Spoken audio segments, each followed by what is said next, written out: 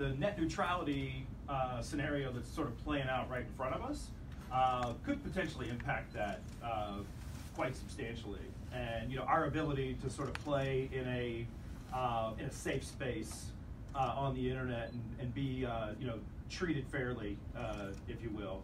I'd be curious to hear your opinion about how does this play out, and how do we help people like yourself. And just for those of you who don't know, I'm a Virginia entrepreneur and VCU grad from Roanoke.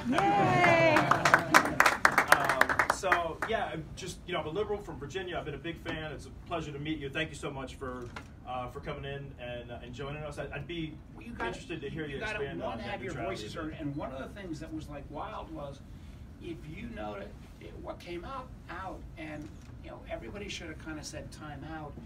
The FCC received like a gazillion comments on net neutrality.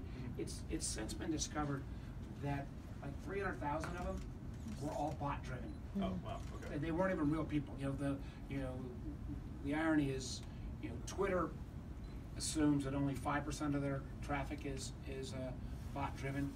NASA says it's 15%. The shorts, investors think it's 40%. So if you're talking 320 million subscribers, 45 million of those could be fake accounts. That could push a lot of stuff. So I would argue, and this will not be exactly the answer you want, I think at times the Netroots has been somewhat too outrageously pure on net neutrality.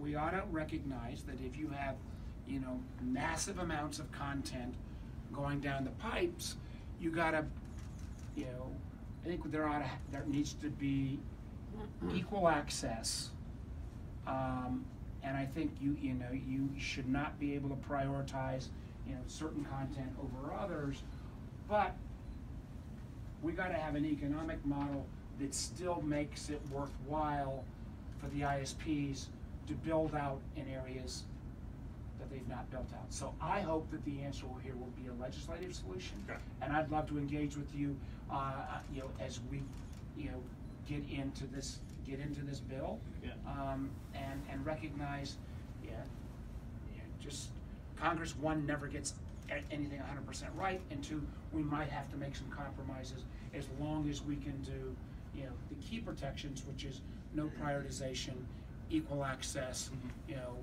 making sure that everybody gets a fair shot. And do recognize, though, that you got to have, some of the really big guys with huge bulks of content. You got to find some way, though, that the ISPs can still make enough of a rate of return.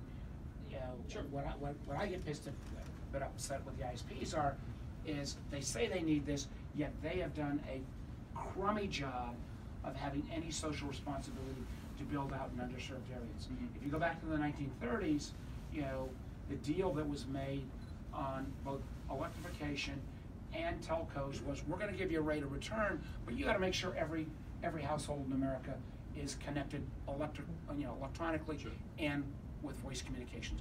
We ought to make that same goal. Right on. Right on. Thank you very much.